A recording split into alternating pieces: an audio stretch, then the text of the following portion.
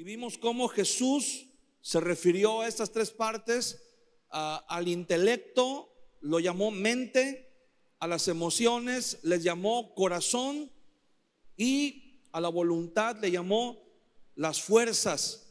Y al término que la psicología usa, la personalidad, el Señor Jesús le llamó el alma, ¿verdad? Que cuando dijo: amarás al Señor tu Dios con toda tu mente, con todas tus fuerzas, con toda tu alma y con todo tu corazón, estaba diciendo el Señor que tenemos que amar a Dios con esos tres elementos enfocados hacia el Señor.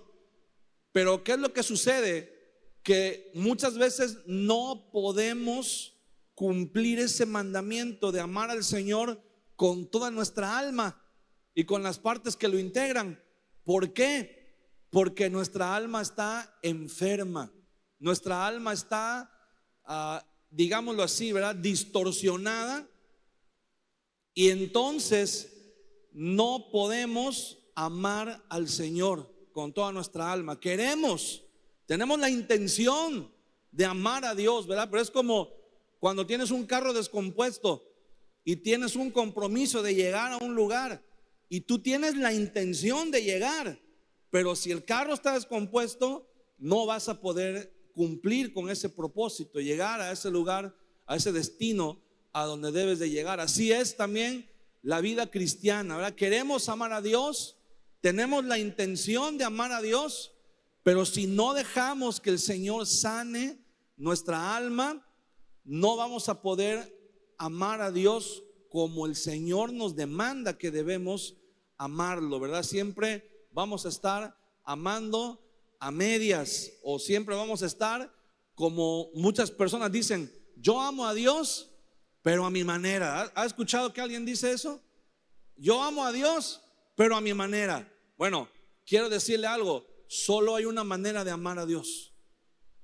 Lo demás es invento, pero solamente hay una manera de amar a Dios. Jesús dijo: si me aman, guarden mis mandamientos, ¿verdad? Solamente hay una forma de amar a Dios y es guardar los mandamientos. Y el gran mandamiento, ¿verdad? Jesús dijo: amarás al Señor con todo tu corazón, con todas tus fuerzas y con toda tu mente, o sea, con toda tu alma. Entonces, queremos demostrar que amamos a Dios, tenemos que seguir este mandamiento y tenemos que dejar que Dios obre en nuestra alma, ¿verdad? Vimos la semana pasada la parte de el intelecto, la parte de la mente del Señor, cómo la mente de Cristo, la mente del Señor Jesús, no es que Él haya tenido superpoderes, aunque Él es Dios, pero cuando Él estuvo con nosotros, verán, en esta tierra,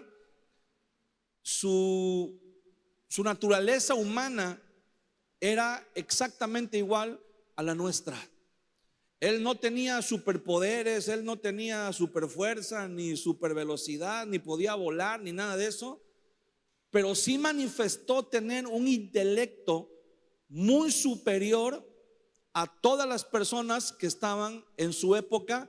Y que quiero decirte esto: la semana pasada, cuando vimos los pasajes donde Jesús se enfrentó, tuvo un enfrentamiento intelectual con las personas con las que Él se enfrentó, no creas que eran personas cualquiera. Eran las mentes más brillantes que había en ese momento en Israel. Eran los maestros, los doctores de la ley. Eran personas que sabían la ley de memoria, sabían y conocían perfectamente bien, de arriba abajo, como decimos, ¿verdad?, los mandamientos de la ley y todas las interpretaciones que habían acerca de ellos. Eran gente muy, muy intelectual y muy preparada, con una mente muy afilada en cuanto a la palabra de Dios. Pero el Señor Jesús manifestó tener una mente, un intelecto muy superior al de ellos. ¿Por qué? Porque su mente no solamente estaba llena de la palabra de Dios, pero también el Señor Jesús mantenía un equilibrio perfecto entre su mente, sus emociones y su voluntad. Los tres elementos trabajando en armonía. Entonces, ¿por qué él manifestó tener un intelecto superior?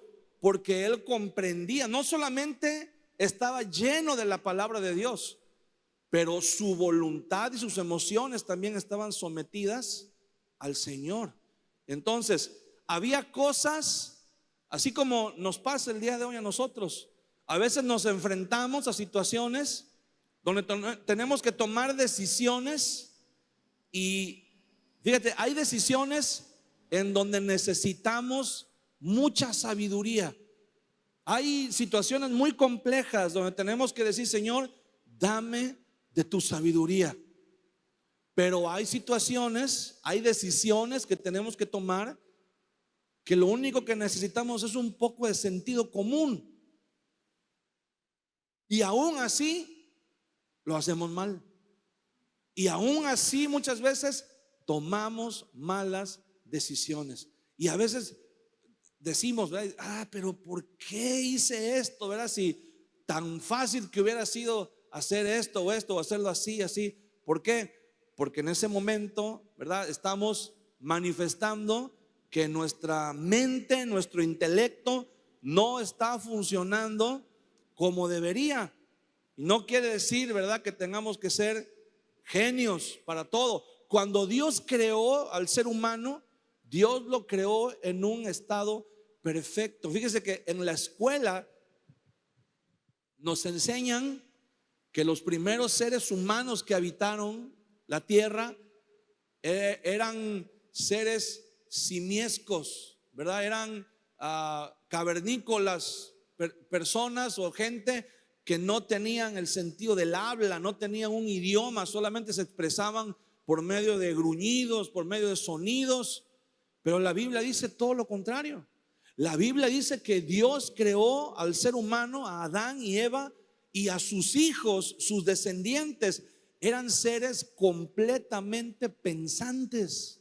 Si usted lee el capítulo 5 de Génesis, que habla de los descendientes de Adán y Eva, las primeras generaciones ya manejaban técnicas de pastoreo y reproducción de ganado, ya manejaban técnicas de cultivo, ya manejaban los metales, ya manejaban instrumentos musicales. O sea, no eran cavernícolas, no eran que se andaban sacando los piojos y comiéndoselos, no, eran seres pensantes, tenían mentes brillantes, ¿verdad? Dice que las generaciones que siguieron después de ellos comenzaron incluso a trabajar la navegación, la construcción de ciudades, ¿verdad? Descubrieron que si cocían el barro, tenían ladrillos, y las casas hechas por ladrillos eran más fuertes que las chozas que hacían de madera y de barro. Entonces no eran gente con un coeficiente intelectual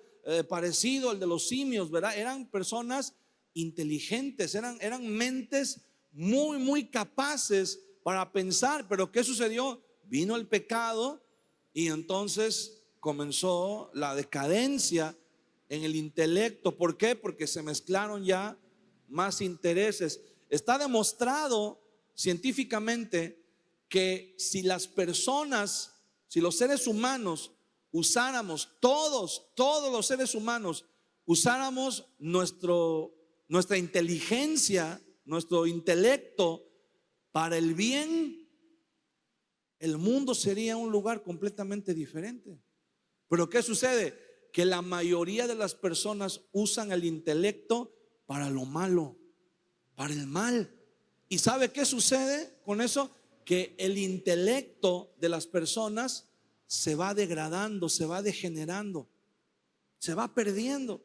Tú puedes ver a una persona que se dedica a hacer el mal, a hacer cosas malas, y aparentemente es muy inteligente, aparentemente es muy vivo, porque no lo atrapan, ¿verdad? Le sale todo bien según sus planes, pero esa inteligencia se va consumiendo, se va disminuyendo.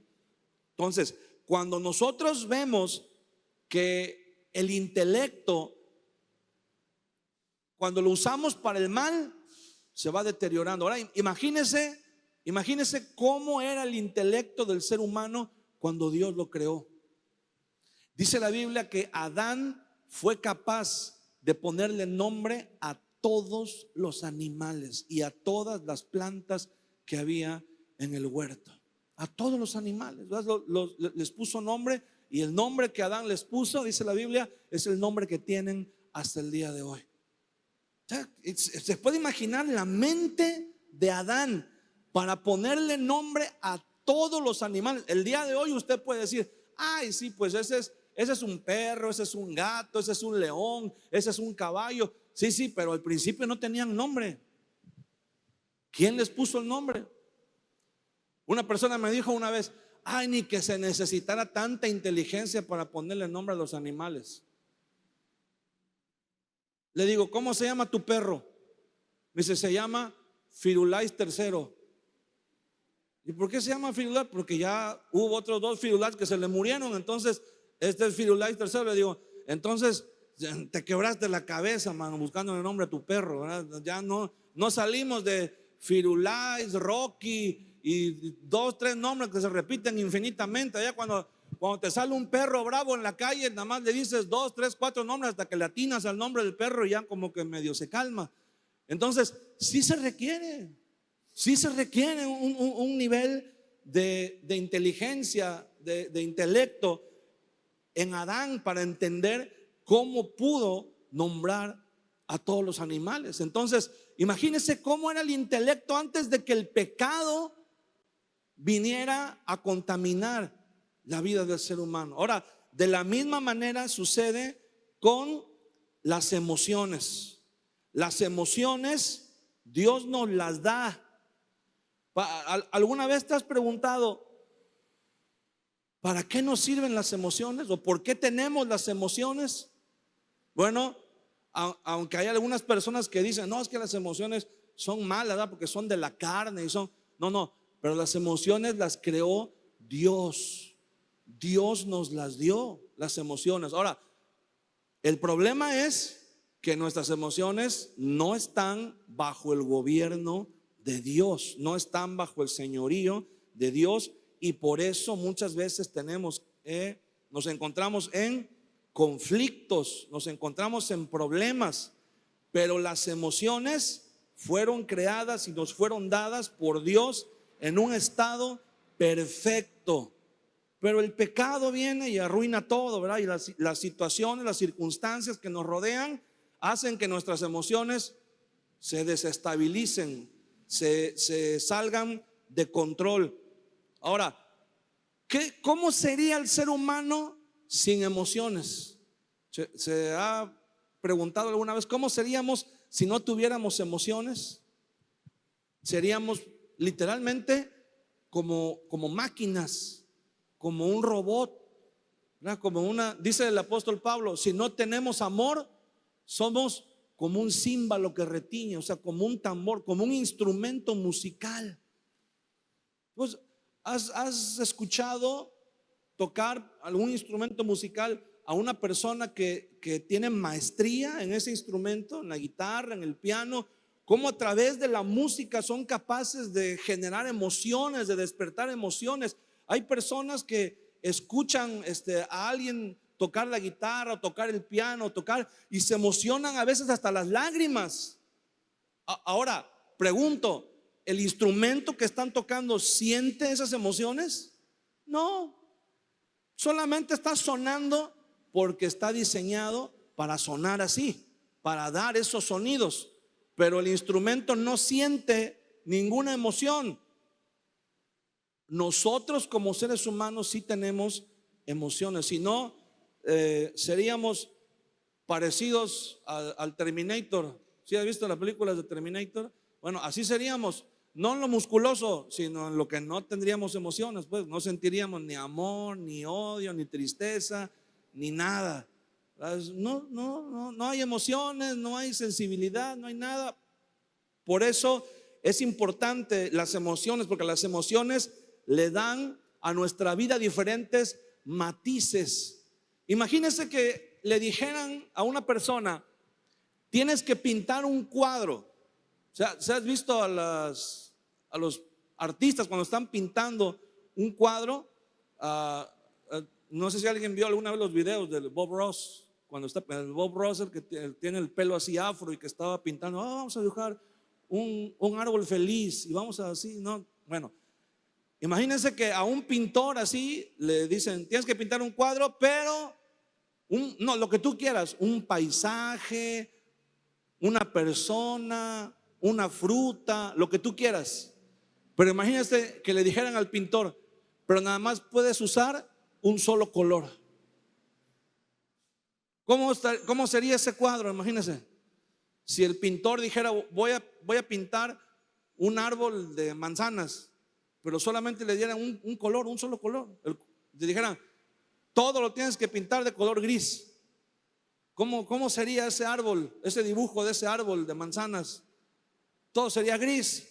El tronco del árbol sería gris, las ramas, las hojas, las manzanas serían grises. ¿Cómo iba usted a saber si el árbol tiene o no tiene manzanas, si son del mismo color que las hojas y que las ramas? Pero por eso existe, ¿verdad?, una gama muy amplia de colores para que se pueda plasmar el artista pueda plasmar en el lienzo un paisaje o lo que quiera pintar, ¿verdad? Pero con diferentes matices, con diferentes colores. Nuestra vida sería así, toda gris, si no tuviéramos emociones, ¿verdad? Si no sintiéramos nada.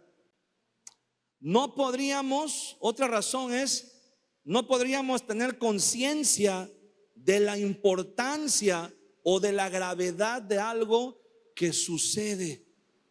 ¿Cómo sabemos que lo que sucede a nuestro alrededor es importante o es grave si no tuviéramos emociones? ¿Verdad? Cuando tienes una cita, cuando tienes un compromiso, cuando tienes, por ejemplo, cuando tienes que entregar, los estudiantes, cuando tienen que entregar un trabajo, una tarea, y están así, ¿verdad? ¿Me habrá salido bien? ¿Me habrá salido mal? ¿Qué calificación me van a dar? Le dan la importancia.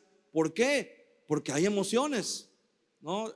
Dicen: oye, pues fíjate que hubo un problema ahí en el trabajo, se dio una situación así, y sabemos que las cosas pueden llegar a consecuencias graves, y nos angustiamos y decimos: oh, ¿qué puedo hacer para contribuir, ¿verdad?, para arreglar esto? Fue un error, algo. ¿Por qué? Porque tenemos emociones.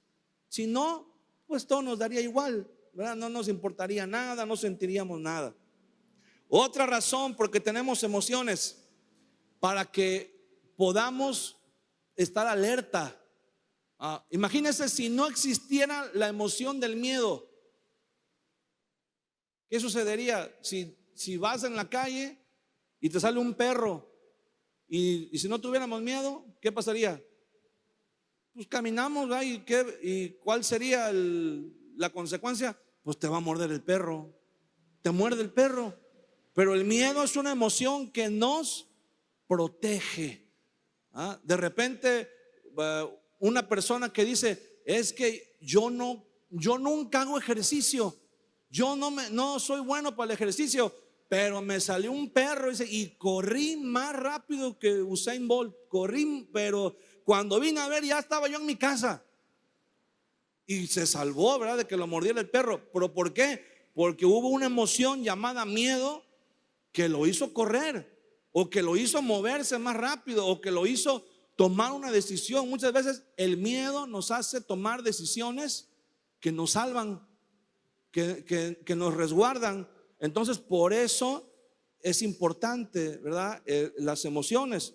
Otra razón es para que momentos muy importantes de nuestra vida queden grabados en nuestra mente, no se nos olviden nunca en nuestra memoria. Imagínense que todos nuestros recuerdos fueran iguales, nos provocaran la misma emoción. No serían recuerdos, se nos olvidarían.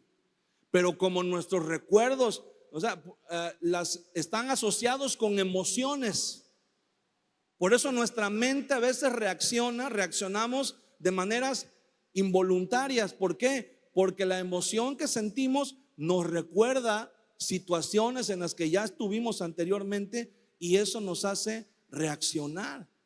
Pero al momento en que nos pasa algo o vivimos algo, por ejemplo, y esto se da mucho en las mujeres, ¿verdad? Cuando las mujeres les dicen: oye, platícame cómo fue el día de tu boda, el día que te casaste. No, no le preguntes eso a una mujer, ¿verdad?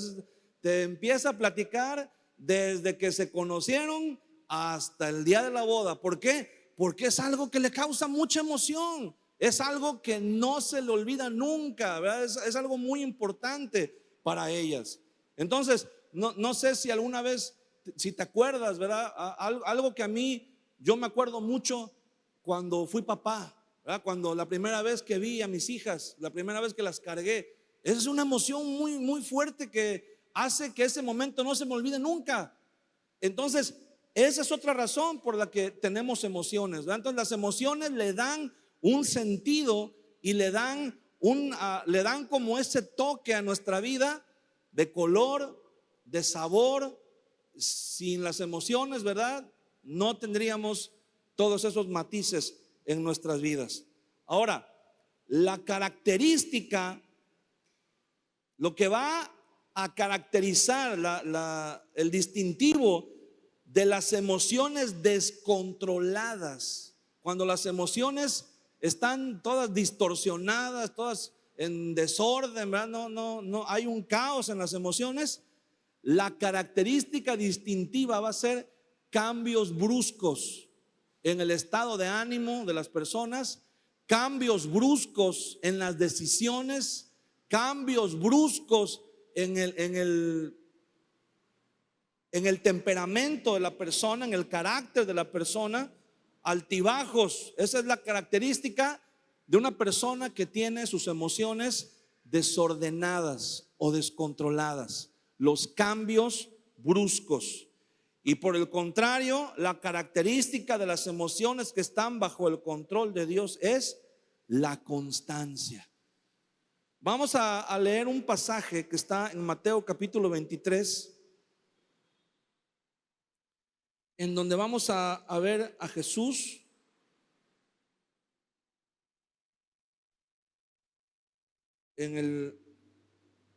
y las emociones. Mateo capítulo 23, versículo 36 al 39. No, 37, perdón, al 39. Dice: Jerusalén, Jerusalén, que matas a los profetas y apedreas a los que te son enviados.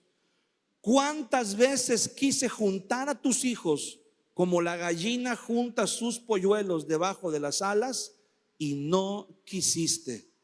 He aquí, vuestra casa os es dejada desierta, porque os digo que desde ahora no me veréis hasta que digáis: bendito el que viene en el nombre del Señor. El Señor Jesús está pronunciando un lamento sobre Jerusalén. Cuando Él sale el día martes, después de tener esa discusión acalorada con los fariseos, con los saduceos, sale de la ciudad y al llegar al monte de los olivos, probablemente tomaron un descanso, era lo más común. Hacían una pausa, se sentaban por un momento y tenían la vista que tenían enfrente, era la ciudad de Jerusalén con el templo. Y cuando Jesús, tal vez contemplando un momento la ciudad de Jerusalén y el templo, sintió nostalgia, sintió tristeza y exclamó estas palabras. Dijo: Jerusalén, Jerusalén, que matas a los profetas. La característica de la ciudad: que matas a los profetas y apedreas a los que te son enviados. ¿Qué emoción estaba manifestando ahí Jesús? Un poco de tristeza, podríamos decir, un poco de nostalgia, tal vez, un poco de decepción, podríamos decir también, ¿verdad? Él estaba como un tanto deprimido hacia Jerusalén. Y dice: Jerusalén, Jerusalén, dice, ¿cuántas veces quise juntar a tus hijos, como la gallina junta sus polluelos debajo de las alas, y no quisiste? O sea, Jesús se está lamentando, está diciendo: ¿por qué, Jerusalén? ¿Por qué has sido tan necia? ¿Por qué has sido tan rebelde? ¿Por qué no has aprovechado las oportunidades que te he dado? Y dice: ahora vas a tener que sufrir las consecuencias. Dice: aquí vuestra casa os es dejada desierta, porque os digo que desde ahora no me veréis hasta que digáis: bendito el que viene en el nombre del Señor. Aquí el Señor Jesús está hablando de dos emociones que son tal vez las más fuertes en la personalidad humana. Está hablando de amor también, aunque su estado de ánimo era tristeza, pero de lo que él está hablando es de amor. Dice: ¿cuántas veces quise juntar a tus hijos como la gallina junta sus polluelos debajo de sus alas? Ahí está hablando de amor, de cuidado, pero también está hablando de algo muy interesante que acabamos de mencionar. Cuando dice cuántas veces quise, está manifestando constancia. Está manifestando constancia en el amor que él siente hacia Jerusalén. Está diciendo: lo intenté una vez y no quisiste, lo intenté otra vez y no quisiste, lo intenté una tercera vez y no quisiste, lo intenté muchas veces y no has querido. Y Jesús le dice: y ahora las consecuencias de no querer reunirte conmigo, dice, ahora las consecuencias, ni modo, vas a tener que pagar un precio muy alto. Pero Jesús dice: ¿cuántas veces quise juntar a tus hijos? O sea, la constancia ahí nos está diciendo que las emociones de Jesús estaban en un equilibrio, estaban en un estado de sanidad, porque su amor hacia Jerusalén, su amor hacia la humanidad es constante. Pero por el otro lado, ¿qué sucede con la gente de Jerusalén? ¿Qué emoción había manifestado una y otra vez la gente de Jerusalén? Odio. Porque dice: matas a los profetas y apedreas a los que te son enviados. Y si bien en los capítulos anteriores vemos cómo el día domingo, ¿verdad?, hablamos de cómo lo recibieron cuando él entró en Jerusalén montado en el pollino, cómo dice que hicieron una gran fiesta y proclamaron y dijeron: este es el hijo de David que viene con su reino, ¿verdad? Hosana, bendito sea, sálvanos. Y lo proclamaron como rey, como Señor. Pero 3 días después, ¿qué estaban gritándole a Pilato? Crucifícalo. ¿Qué estaban manifestando ellos ahí? ¿Constancia? No, estaban manifestando cambios bruscos en sus decisiones. Y eso habla de unas emociones que están completamente fuera de control. Cuando las emociones de una persona o de un pueblo no están bajo el control de Dios, entonces las emociones son las que toman el control de la persona. Y el mayor daño que el pecado hace en nuestra vida no se refleja tanto en el intelecto como en las emociones. Las emociones son las más dañadas. Hay un libro muy interesante que habla acerca de todo esto y se los recomiendo si pueden leerlo. Se llama Creer es también pensar, de John Stott. Es un libro moderno, es un libro que no tiene muchos años. Y este hombre, John Stott, fue un teólogo, murió apenas ahorita en la pandemia, pero fue un teólogo muy, muy destacado, y Dios lo usó de una manera muy, muy hermosa para tratar con muchos temas que tenían que ver con la vida cristiana. No solamente la teoría, ¿verdad?, de la teología, pero también su aplicación práctica. Entonces se llama Creer es también pensar. Ese se lo recomiendo, ¿verdad? Si pueden leerlo, es un libro excelente. Entonces ahí en ese libro precisamente John Stott dice que el daño más grave que le hace el pecado al ser humano no es en el intelecto, sino en las emociones, porque las emociones que están distorsionadas toman el control en la vida de la persona, y la persona ya no actúa de acuerdo a lo que sabe, sino de acuerdo a lo que siente. Muchas veces, mira, cuando comenzó el siglo XX, la ciencia avanzó de una manera, el mundo dio un giro después de siglos y siglos de viajar en burro y en caballo y en carreta. De repente vino el automóvil, de repente vino el aeroplano. Después de muchos años de solamente la única manera de comunicarse a distancias largas era las cartas, el correo, escribir una carta y esperarte 3 o 4 o 5 o 6 meses para que la carta, si llegaba, si no mataban al cartero, al mensajero en el camino, si no se perdía. Y de repente llega el siglo XX y llega el telégrafo y llega el teléfono y comienza la ciencia, la medicina también, ¿verdad? Todo comienza a avanzar. ¿Y qué dijeron? Si se dan cuenta, antes no había tantos ateos, pero a partir del siglo XX el ateísmo se desata, ¿verdad? Se descontrola, se va a niveles muy altos. Y muchos científicos ateos dijeron, al comenzar el siglo XX, dijeron: ya no va a haber necesidad de la fe, de creer en Dios.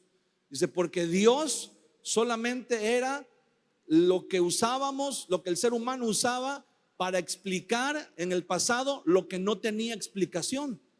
Pero como la ciencia ha avanzado ahora y todo el crecimiento que hay en la ciencia, en la tecnología, dice,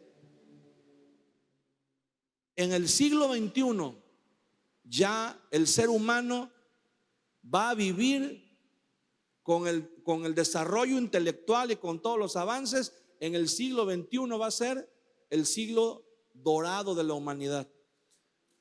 Llevamos 25 años y ¿cómo estamos? Con guerras, con pandemias, con atentados terroristas, ¿por qué? ¿Dónde está la ciencia? ¿Dónde está la inteligencia? ¿Dónde está la tecnología que ha avanzado? Sí ha avanzado, pero lo hemos usado en general, hablando en general como la humanidad, lo hemos usado para el mal, para la destrucción.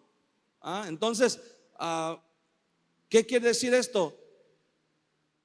Que no actuamos de acuerdo a lo que sabemos, sino de acuerdo a lo que sentimos, porque nuestras emociones tienen el control. No somos como el ser humano se ufana, ¿verdad?, de decir en las universidades, somos seres racionales, somos seres pensantes. Mentira, somos seres viscerales. Todavía nos matamos unos a otros, todavía sentimos envidia, todavía hacemos la guerra, ¿verdad? ¿Por qué? Porque no nos gobierna la razón, nos gobiernan las pasiones. No actuamos de acuerdo a lo que sabemos, sino a lo que nuestros instintos nos reclaman. ¿Cuántas veces has visto? Bueno, yo, en lo personal, yo he visto doctores, médicos que te dicen, mira, no fumen porque fumar es dañino, fumar trae tales consecuencias, y te explican, ¿verdad?, en términos médicos lo que fumar le ocasiona a los pulmones, y después te los encuentras en la calle fumando como chacuacos. Y entonces tú dices ahí, ¿dónde está la ciencia? ¿Dónde está el conocimiento? ¿Por qué si lo saben? ¿Por qué siguen haciéndolo si saben que es dañino? Si saben que, y ese es solamente un ejemplo. Pero entonces, ¿por qué lo hacemos? Porque no nos gobierna la razón, nos gobiernan las pasiones, las emociones. ¿Por qué si sabemos, ¿verdad?, que meterte y relacionarte con una persona que está casada te va a generar problemas? ¿Por qué la gente lo sigue haciendo? Porque no nos gobierna la razón, nos gobiernan las pasiones, nos demandan, los instintos nos demandan y no sabemos gobernarnos. nos arrastran, ¿verdad? Las emociones.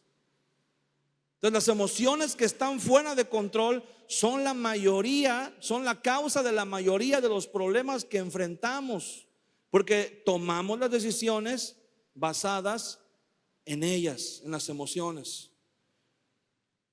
¿Conoces a alguien que tenga un desorden emocional? Bueno, vamos a ver cuáles son algunas de las características de personas que tienen desorden emocional. Una es la bipolaridad. Un rato están contentos y al rato ya están enojados o en la depre. Un rato hay cosas, la misma cosa que les sucede les causa alegría, y la misma cosa les causa tristeza o enojo. ¿Por qué? Porque las emociones dos emociones se están peleando, están luchando. ¿Ya vieron la película de Intensamente? Bueno, si no la han visto, véanla, ¿verdad? Ahí explica muy bien cómo las emociones tienen que estar en perfecto equilibrio. Las emociones, ahorita vamos a ver, no son pecado. El pecado es cuando dejamos que tomen el control, cuando se pierde el equilibrio. Bueno, la bipolaridad es una característica de un desorden emocional. Otra, la depresión. ¿Has visto gente deprimida? Dice Eclesiastés, dice el rey Salomón en Eclesiastés, dice: he visto un mal muy común en los hombres. Dice: el hombre que tiene riquezas pero no tiene la capacidad de disfrutarlas. Hay gente que vive en depresión porque dice: ay, es que yo no tengo esto, o me hace falta esto, o nunca voy a poder alcanzar esta meta, o nunca voy a poder llegar a tener esto, o nunca voy. Y siempre se fijan en lo que no tienen o en lo que no pueden, pero no se fijan en lo que sí tienen. Y lo que sí tienen, casi siempre que tú veas una persona en depresión, es algo sin sentido, es algo ilógico, porque tienen todo lo que se necesita para ser feliz. Durante la Gran Depresión en Estados Unidos, en los años 30, era muy común cuando la gente caminaba en Wall Street, en donde está el World Trade Center, donde están el centro, la bolsa de valores y el centro de negocios de todo el mundo. Era muy común cuando la gente iba caminando que de repente gente cayera, porque era muy común que de repente la bolsa de valores daba unos bajones y de repente había gente que decía: perdí toda mi fortuna, perdí todo lo que tenía. Y los encontraban en su despacho, en su escritorio, los encontraban que se habían pegado un tiro en la cabeza, o se arrojaban, era algo muy común, se arrojaban desde sus oficinas, desde sus despachos, se suicidaban arrojándose hacia la calle. Mucha gente murió durante la Gran Depresión en los años 30. Pero ¿sabes qué es lo más interesante de esto? Que la gente que se suicidó era porque decía: perdí mi fortuna, perdí mis 100 millones de dólares que tenía en el banco, los perdí, nada más me quedaron 10. Y por eso se suicidaba la gente, porque nada más le quedaban 10 millones de dólares. ¿Sí? ¿Entiendes el sinsentido, lo ilógico que es?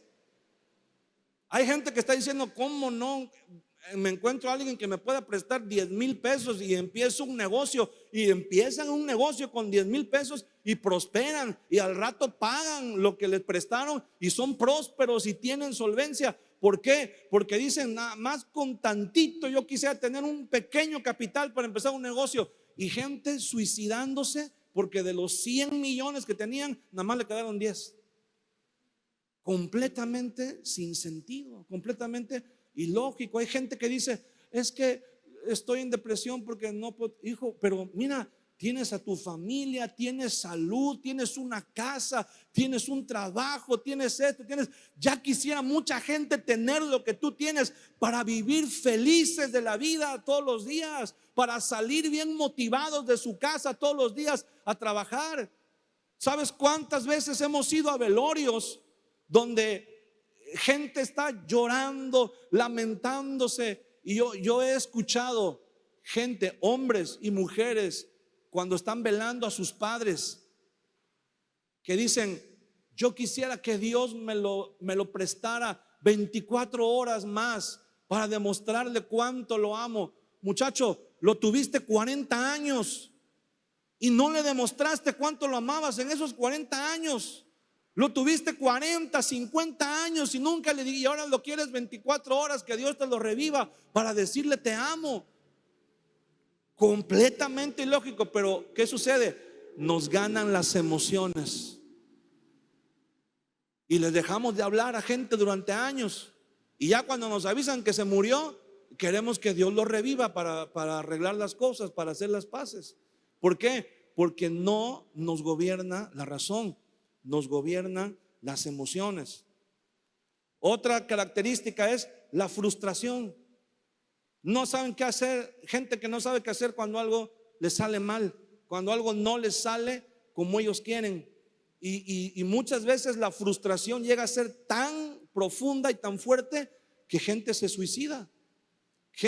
Muchachos que se suicidan porque la novia los cortó, porque el novio las cortó y se suicidan, o porque reprobaron un examen en la escuela, o porque no los aceptaron en una escuela y se suicidan. Los encuentran, ¿verdad?, colgados ahí en su habitación, o que se empastillaron, o que se cortaron las venas por situaciones que son tan, pero tan absurdas, que tú dices, cualquier persona en sus 5 sentidos le da la vuelta y dice: no se pudo por aquí, bueno, le intento por otra parte, le intento por otro lado. Pero la frustración hace que se te cierre el mundo y piensas que todo se acabó. Incapacidad para tomar buenas decisiones. ¿Has conocido gente que no puede tomar una buena decisión en su vida? Todo lo que le des lo va a hacer mal. Déjalo tomar una decisión en su vida y va a tomar la mala decisión. Ponle 20 opciones, 19 buenas y una mala, y va a tomar la mala. No podemos. ¿Por qué? Porque no nos gobierna, una vez más, la razón, sino las emociones. Entonces, otra característica de una persona con desorden emocional es: tiene incapacidad para entablar relaciones sanas o relaciones normales. ¿Has conocido gente que dice: es que en mi trabajo todos me odian, estoy peleado con todos? Oye, mira, pídele un favor a alguien de tu trabajo. No me llevo con nadie, todos me odian, todos son malos, todos están en mi contra. Tienen un grupo de WhatsApp donde están todos los de la empresa, pero aparte todos tienen un grupo donde no está él, porque nadie lo aguanta, nadie lo soporta o nadie la soporta.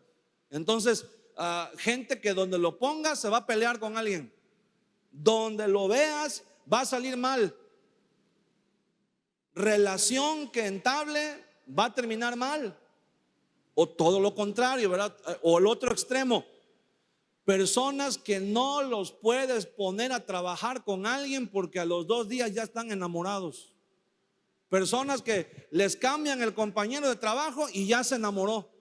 Oye, pero si ayer estabas enamorado de la otra, o enamorado del... No, pero ya conocí ahora al amor de mi vida. Y conocen el amor de su vida cada tercer día. Donde los pongas se enamoran. Donde los pongas te enamoran a alguien. Hay que andarlos cuidando, ¿verdad? Porque si no, te hacen ahí un relajo. Entonces, y se crean relaciones tóxicas, ¿verdad? Relaciones en donde dices: no, pero es que, oye, pero se acaban de conocer hace poco tiempo y ya se odian como si tuvieran pleito de toda la vida. Porque no hay un desorden en las emociones. Y Jesús habla, decíamos, en ese pasaje que leímos, de las 2 emociones más fuertes en la personalidad del ser humano: el odio, que casi siempre es resultado del miedo. Es una emoción que fácilmente puede dominarnos por completo y se manifiesta a través de la ira, los celos, la envidia y los complejos de inferioridad. Así se manifiesta el odio.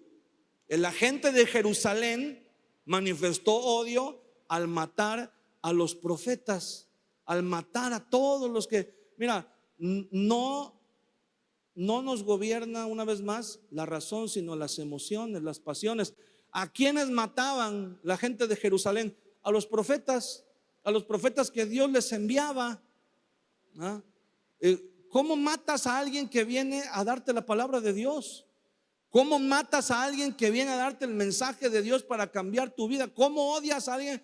Pero no estamos muy lejos nosotros también de esa realidad, porque muchas veces que nuestras emociones están todas hechas una maraña, ¿verdad? Todas hechas un nudo y una telaraña, y de repente cuando alguien viene y nos quiere dar un buen consejo, ¿qué decimos?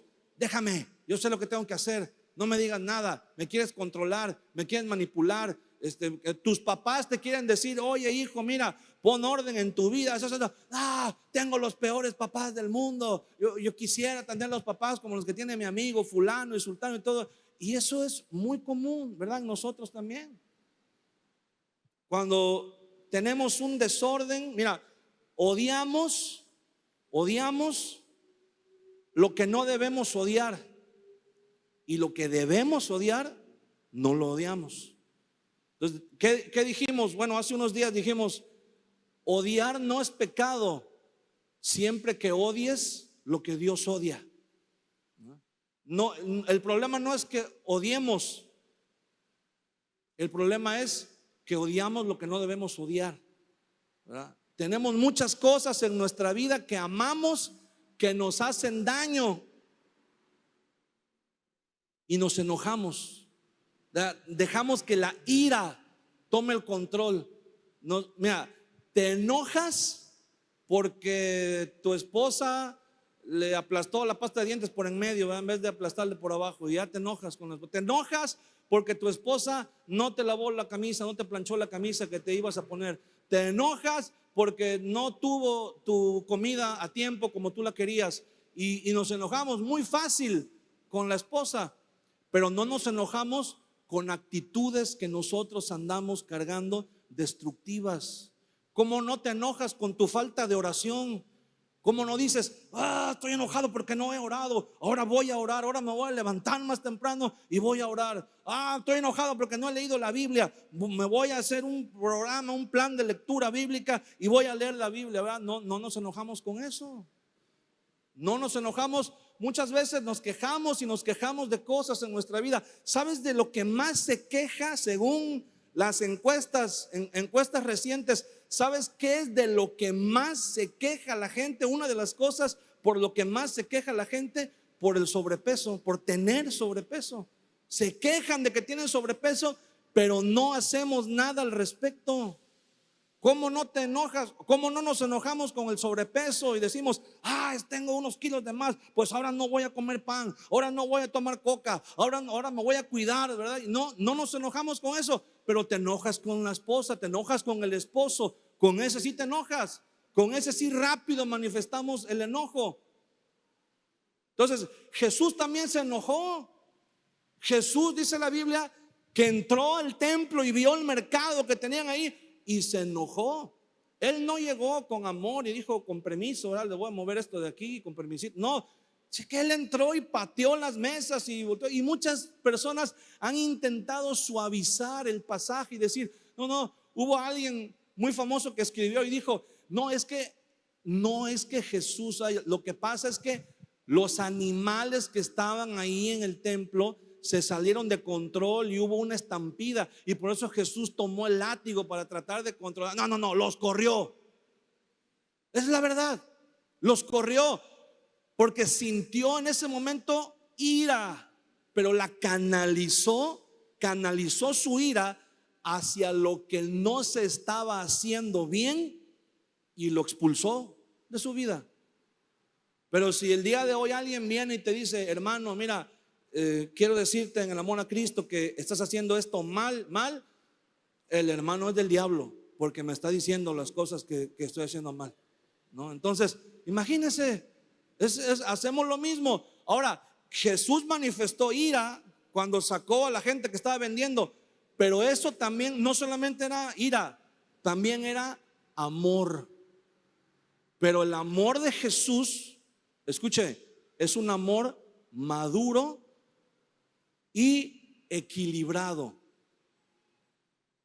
Porque así como no sabemos odiar, odiamos las cosas buenas y odiamos a los que nos dan buenos consejos muchas veces, ¿verdad? Esos son a los que odiamos.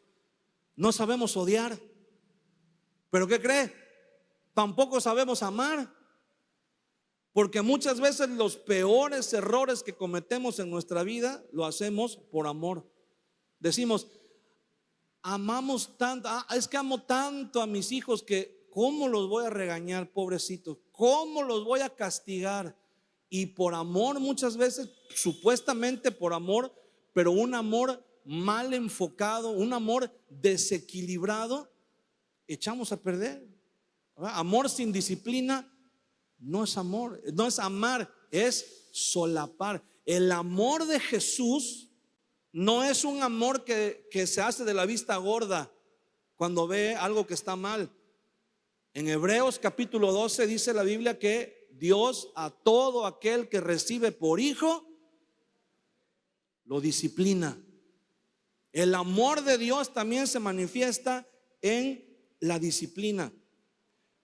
Entonces Jesús dice en Mateo 5:21, en el Sermón del Monte: oyeron que fue dicho a los antiguos, no matarás, y el que mate será culpable de juicio.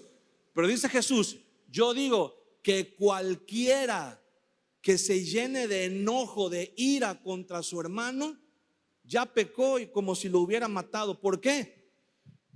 Porque nadie se levanta, mira, todas las personas, todos los que están en la cárcel por haber matado a alguien, nadie se levantó un día de su cama en la mañana y dijo, ay, hoy tengo ganas de matar a alguien, hoy voy a ver a quién mato. No, fueron acumulando rencor, fueron acumulando odio, en donde muchas veces la persona con la que descargan el odio ni siquiera es la persona que los ofendió. Ahí se cumple el dicho que dice, no busco quien me la hizo, sino quien me la pague. Y muchas veces nos encontramos en situaciones que sentimos que alguien nos ofende o que alguien nos hizo algo, y ahí le abrimos la llave, ¿verdad? Ahí sacamos toda la ira, toda la furia, todo el enojo, lo descargamos con una persona, y ni siquiera es incongruente, ni siquiera esa persona nos hizo algo tan grave como para todo lo que le dijimos, o todo lo que lo cacheteamos, o todo lo que ahí azotamos o manoteamos esto. Pero ¿qué sucedió? Se nos salió de control la ira. Dejamos que nos dominara, que nos rebasara. Por eso Jesús dice, cualquiera que se llene de ira, cualquiera que se enoje locamente contra su hermano, es culpable de juicio, como si lo hubieran matado. Porque de ahí proceden los homicidios, de la ira descontrolada. Entonces Jesús sí se enojó, pero no perdió el control, no perdió los estribos. Su enojo era justo, estaba justificado, había una razón por la que él se enojó, pero al mismo tiempo, ¿verdad? Su enojo estaba en perfecto equilibrio con su amor, porque él no golpeó a nadie, no golpeó a ninguna persona. Porque también Jesús sabía que si en ese momento él golpeaba a alguien, pues Jesús sabía quién tenía de discípulo, ¿verdad? También sus discípulos no estaban muy cuerdos, que digamos. Entonces imagínense, si ven a Jesús dar la primera cachetada, ellos se van también sobre los demás, y se hubiera hecho ahí una tragedia, ¿verdad? Se hubiera hecho ahí una desgracia. Pero Jesús no perdió el control. La manifestación de su enojo estaba justificada y estuvo bien canalizada hacia donde tenía que ir su enojo, y dijo lo que tenía que decir. Dijo, cuando le preguntaron, ¿qué? ¿Por qué haces esto? ¿Qué está pasando? Él dijo, escrito está, mi casa será llamada casa de oración y ustedes la han convertido en cueva de ladrones. No les dijo, a ver ustedes hijos de... No, porque eso hubiera sido perder el control. Hay gente, hermano, habemos personas que si no tenemos cuidado, se nos pierde el control. No nada más en lo que hacemos, pero en lo que decimos. ¿Se acuerda de el personaje de las películas de el Hulk? Cómo de repente por el enojo perdía el control y se transformaba y destruía, ¿verdad?, ciudades completas. Y luego cuando ya se destransformaba otra vez, ¿qué decía? Qué vergüenza, no, mira qué hice, mira, destruí esto, no puede ser. Y muchas veces así somos nosotros.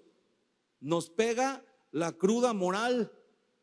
Ya después de que hablamos y manoteamos y golpeamos, ya nos viene el bajón y ya decimos, no, me pasé, mira, insulté a tal persona, le dije esto, lo otro, golpeé, pateé, rompí, aventé y decimos, Dios mío, mira, todas las personas que se han grabado en estudios del comportamiento humano, filman a personas cuando pierden el control, cuando se enojan, cuando empiezan a gritar, cuando empiezan a manotear, cuando empiezan a...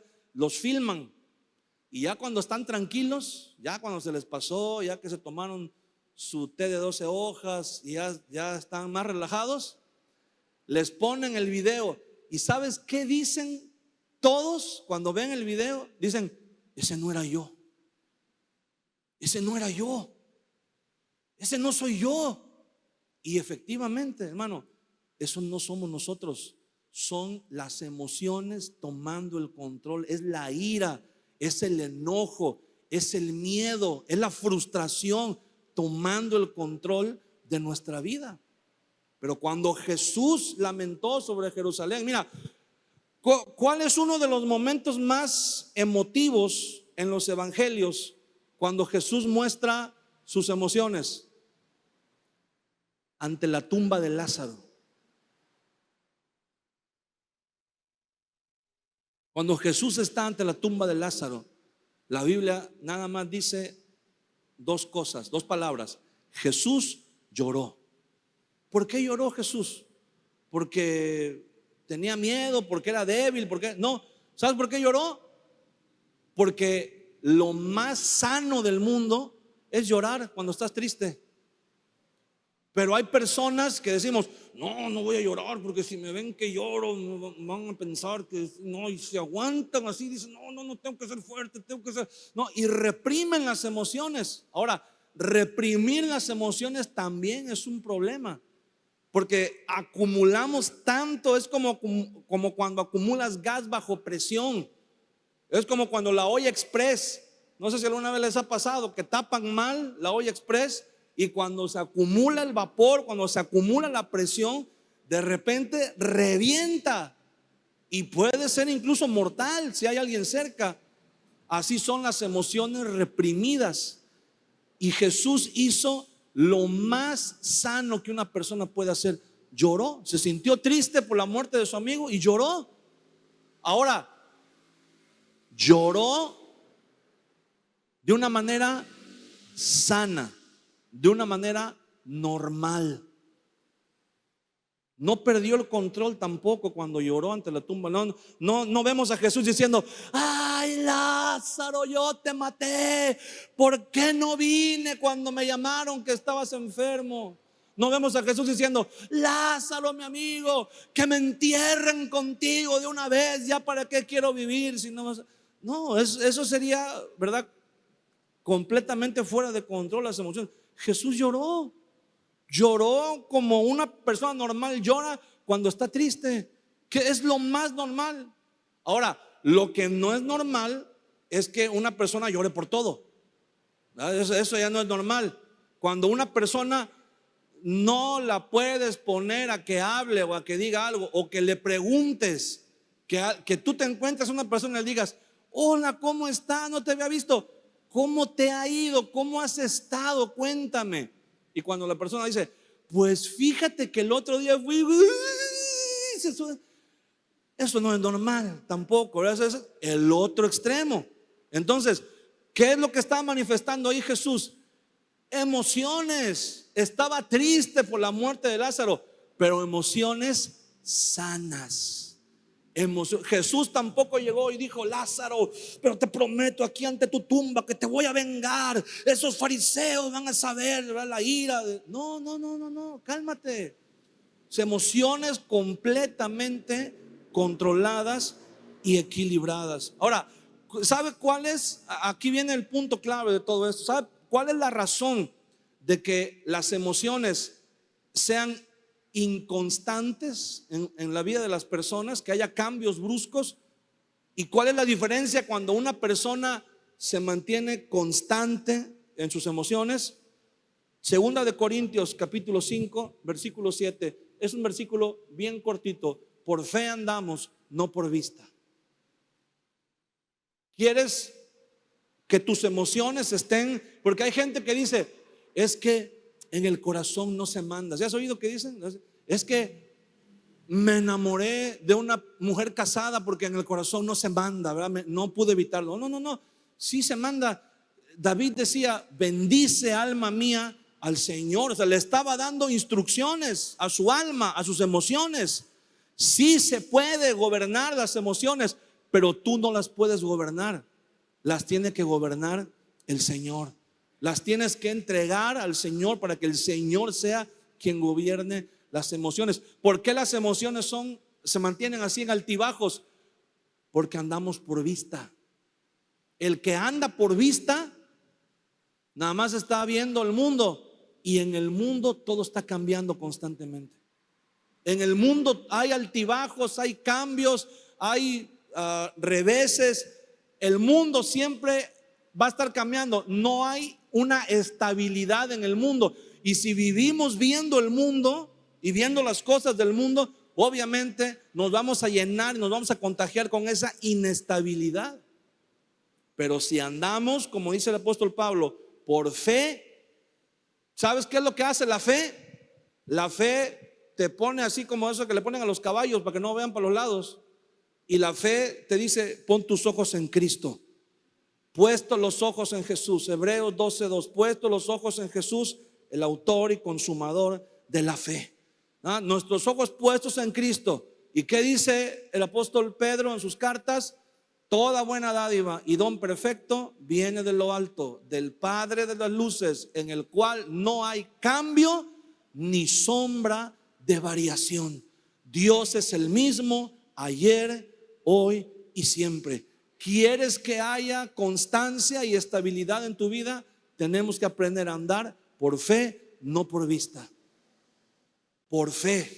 Pues cuando andamos por fe, vemos al Señor. ¿Qué le pasó a Pedro? ¿Cómo aprendió Pedro esto? Pedro, qué sabiduría la tuya. ¿Cómo te llegó esa revelación? No fue revelación. Es que cuando él se bajó de la barca, él vio a Jesús y caminó hacia Jesús. Pero dice la Biblia que llegó el momento que dejó de ver a Jesús y comenzó a ver las olas muy grandes, y entonces se empezó a hundir. Entonces dice Pedro: eso yo no lo leí en un libro, eso me pasó a mí. Y por eso dice: en él no hay cambios ni sombra de variación. Manténgase la vista en el Señor Jesús. No vean las circunstancias, no vean al mundo, no vean lo que el mundo les quiere dar, lo que el mundo les ofrece. Mantengan los ojos puestos en Jesús. Amén. Y otra muy importante también, Filipenses capítulo 4 versículo 6. Por nada estéis afanosos, sino sean conocidas vuestras peticiones delante de Dios con toda oración y ruego y súplica delante de Él. Y el Dios de paz guardará vuestros pensamientos y vuestros corazones en paz en Cristo Jesús. La paz de Dios, dice, que sobrepasa todo entendimiento, guardará vuestros corazones y vuestros pensamientos en Cristo Jesús. Tenemos que, hermano, nuestras emociones, lo que la Biblia le llama, lo que el Señor le llama en la palabra, el corazón. Pablo está diciendo aquí en Filipenses: y la paz de Dios, que sobrepasa todo entendimiento, guardará vuestras emociones y vuestros pensamientos en Cristo Jesús. ¿Sabes por qué las emociones o la mente también se comparan con el corazón? Porque el corazón es el que bombea la sangre para todo el cuerpo. Entonces las emociones que sentimos nosotros también están en todas las áreas de nuestro ser, en todo nuestro ser. Y si nuestras emociones no están bajo el gobierno de Dios, nuestras emociones nos van a gobernar a nosotros. Entonces, ¿qué es lo que necesitamos para mantener nuestras emociones sometidas al Señor? Uno, andar por fe, no por vista, por fe. Y otra, dice, por nada estemos afanosos. ¿Sabe qué significa la palabra afán en la Biblia? Significa querer hacer algo que ya sabemos que es imposible. Querer cambiar algo que ya sabemos que no se puede cambiar. Cuando Jesús habla en Mateo capítulo 5 en el Sermón del Monte, habla acerca del afán y la ansiedad. Jesús dice: ¿quién de vosotros puede, por mucho que quiera, añadir un codo a su estatura? Nadie puede. Hay cosas que ya están diseñadas por Dios, que ya están planeadas por Dios. Lo único que tenemos que hacer es aceptar. ¿Por qué? Decimos, ¿qué acaso es un conformismo? No es lo mismo ser conformista que estar conforme. Cuando tú estás conforme es porque tienes un corazón agradecido con Dios. Cuando tú dices: Señor, a lo mejor no tengo lo que yo quisiera tener, pero lo que tengo, siendo honesto, lo que tengo, lo que tú me has dado, tampoco me lo merezco. Lo tengo gracias a ti. Lo tengo por tu gracia. El domingo decíamos, la gracia es cuando Dios nos da algo que no nos merecemos. Y la misericordia es cuando Dios no nos da lo que sí merecemos. Entonces, cuando nos damos cuenta de las cosas que tenemos y decimos: Señor, pues yo quisiera tener un carro último modelo, quisiera tener, pero tengo uno ahí que me mantiene humilde, ¿verdad? Entonces, gracias, Señor, porque me has bendecido. Y bueno, voy a mostrar mi gratitud, ¿verdad? Y voy a tener una actitud de agradecimiento hacia ti. Cuando empezamos a andar por fe y no por vista, y cuando empezamos, dice la Biblia, no nos afanemos. El remedio para el afán es la oración. Cuando nos afanamos, es que yo quisiera cambiar mi realidad, quisiera cambiar mi familia, quisiera cambiar esto, quisiera cambiar, pero son cosas que no puedes cambiar. Tienes que ponerlas en las manos de Dios y pedirle sabiduría al Señor para saber cómo resolver los conflictos que tenemos. Y cuando oramos, lo primero que dice el apóstol Pablo que Dios nos da es paz. Lo primero, teniendo la paz de Dios en nuestro corazón, en nuestras emociones, ese es un punto de partida. De ahí podemos tomar buenas decisiones. Amén. Vamos a ponernos de pie y vamos a orar.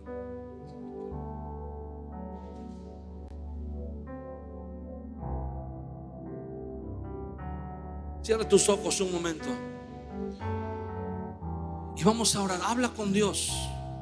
Ahí en tu lugar donde estás, habla con el Señor y dile: Señor, perdóname porque tengo un desorden en mis emociones, Señor. Perdóname porque ese desorden casi siempre lo he fomentado yo, Señor. Perdóname porque no he sabido ser congruente, no he sabido ser equilibrada, no he sabido, Señor, no he sido sabio, no he sido una mujer sabia, no he sido un hombre sabio. Me han gobernado las pasiones, me han gobernado los instintos, me he extraviado en los excesos, Señor. Y eso me ha causado conflicto. Eso me ha causado problemas, Señor. Perdóname. Perdóname porque yo mismo, Señor, he causado esa falta de equilibrio, esa falta de control en mis emociones. Y mis emociones me han gobernado y me han arrastrado, Señor, para hacer cosas que yo sé que no debo hacer. Cosas que yo sé que no te agradan. Yo sé que no es correcto delante de ti, pero no puedo evitarlo porque las emociones son más fuertes. La emoción, el instinto es más fuerte y me arrastra hacia el pecado, aunque es algo tormentoso, Señor, porque estoy pecando y al mismo tiempo sé que lo que estoy haciendo, Señor, no te agrada, pero no lo puedo evitar. Perdóname porque el descontrol en mis emociones me ha llevado a vivir una vida mediocre. No he sido un buen cristiano, no he sido un hijo tuyo, porque no he vivido, Señor, como es tu voluntad, como tú requieres de mí. Pero el día de hoy te pido, Señor, ayúdame a andar por fe, no por vista. Ayúdame a poner los ojos en ti, Señor. Tú eres el blanco perfecto. Ayúdame, Señor, a caminar con la mirada puesta en ti, Señor, como lo hizo Moisés, como lo hizo Abraham, Señor, porque tu palabra dice que tenía puesta su mirada en el galardón, que tenía puesta su mirada, Señor, en ti, que no veían las circunstancias, no veían a su alrededor, pero te veían a ti, Señor.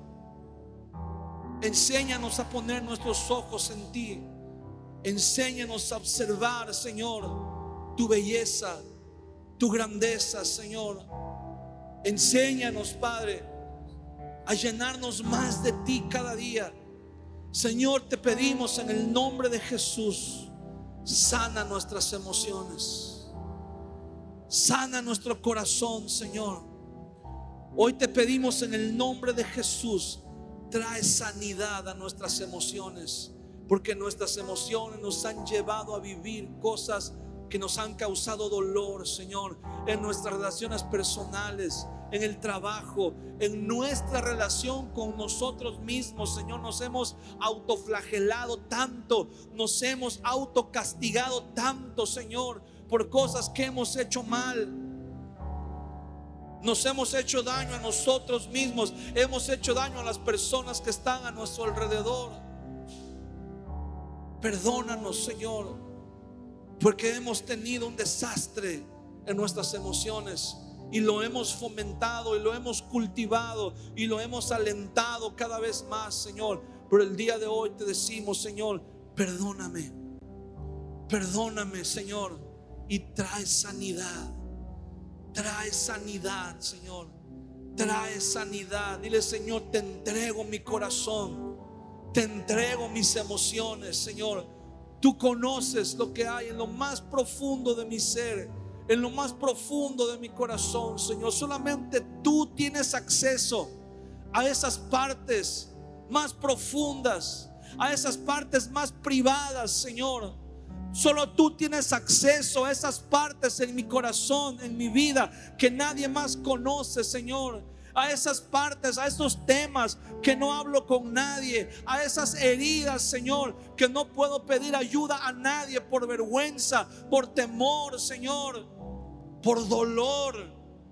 Pero ayúdame el día de hoy, Señor, porque ese dolor, esa vergüenza, ese temor me han afectado en mis emociones, me han afectado en mis relaciones, me han afectado en mi desempeño, en mi trabajo, en la escuela, en mi familia, en mi dinámica familiar, Señor. He lastimado y me han lastimado tanto por tener ese desequilibrio, Señor, por tener ese desorden emocional. He tomado tantas decisiones de las que después me he arrepentido. Me ha ido tan mal, Señor, como consecuencia de las malas decisiones que he tomado al dejarme llevar por las emociones, que ya no quiero seguir por esa ruta. Ya no quiero seguir por ese camino, Señor. Ahora quiero poner mis ojos en ti, Señor. Ahora quiero poner mi mirada en ti, que eres el blanco perfecto, que eres el autor y consumador de la fe. Señor Jesús, enséñame a mirar tu gloria, enséñame a mirar tu belleza, enséñame a mirar tu santidad, Señor. Enséñame a mirar tu poder, Padre, para poder recibir esa sanidad en mi corazón, en mis emociones, Señor, en el nombre de Jesús, en el nombre de Jesús. ¿Por qué no buscas a alguien por quien puedas orar? Alguien con quien puedas orar.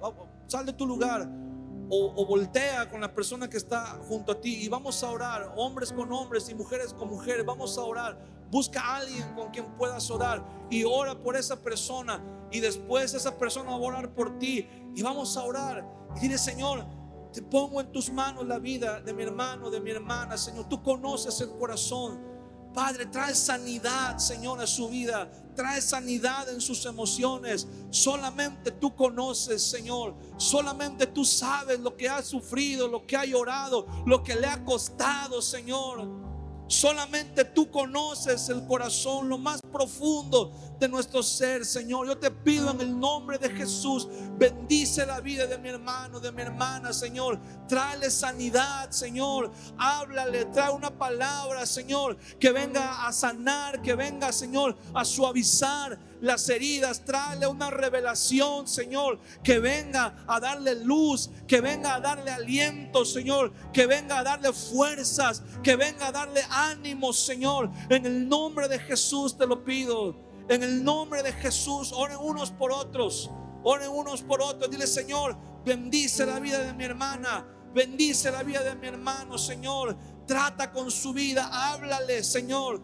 Cada vez que abra su Biblia, háblale, tráele una revelación, trae una palabra rema, trae una palabra que se haga realidad en su vida, Señor. En el nombre de Jesús, que la comunión con tu Espíritu Santo, Señor, se haga realidad en su vida.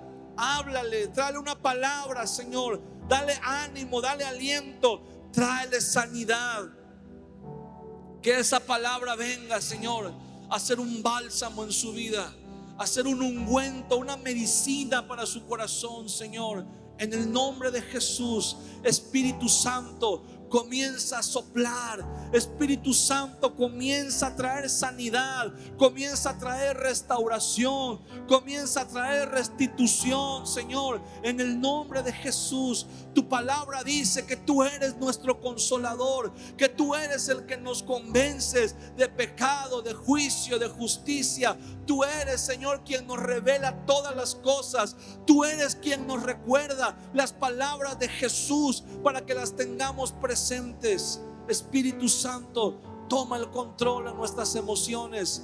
Ya no queremos nosotros, Señor, intentar gobernar las emociones, porque no podemos, no tenemos la capacidad. Siempre nos van a rebasar, siempre nos van, Señor, a gobernar a nosotros. Pero te pido en el nombre de Jesús, Señor, toma tú el control. Te las entrego a ti. Ya no quiero yo intentar llevar el control. Hoy te lo entrego a ti, Señor. Espíritu Santo, toma tú el control. Siéntate tú en el trono, Señor, de mi corazón, y sé tú quien gobierne. Sé tú, Señor mi Dios, quien guíe. Sé tú, Señor mi Dios, quien enseñe. Tú eres el pastor. Guíame, Señor. Tú eres nuestro buen pastor. Nadie más puede guiarnos. Nadie más puede llevarnos, Señor, a delicados pastos, a aguas de reposo. Nadie más puede llevarnos, Señor. Solamente tú, Jesús. Solamente tú, Señor Jesús. Gracias, Espíritu Santo. Gracias porque tu presencia es la que trae la sanidad, Señor, para nuestra alma, para nuestro corazón, para nuestras emociones. En el nombre de Jesús, Señor. En el nombre de Jesús te damos gracias. Amén, Señor.